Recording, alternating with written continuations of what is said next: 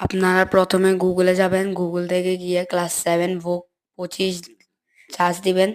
তারপরে চার্জ দেওয়ার পরে ওইখানে নিচে যেতে যেতে দেখবেন দাখিল, তারপরে দাখিল বুক ক্লাস 6, এই যে মানে ওই যে হ্যাঁ নিচে এই যে দাখিল ক্লাস 7 বুক, এটাতে ক্লিক করবেন। ক্লিক করার পরে তারপরে ওইখানে ঢুকবেন। এবারে দাখিল সপ্তম শ্রেণী দেখাবে।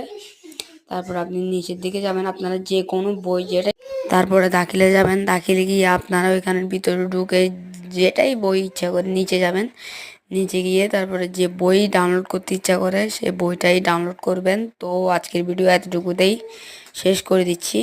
আগামী ভিডিও দেখার জন্য আপনারা প্রস্তুত থাকেন, এমন আমার আইডিটা, আমি নতুন, আমার আইডিটা সাবস্ক্রাইব করে দিন।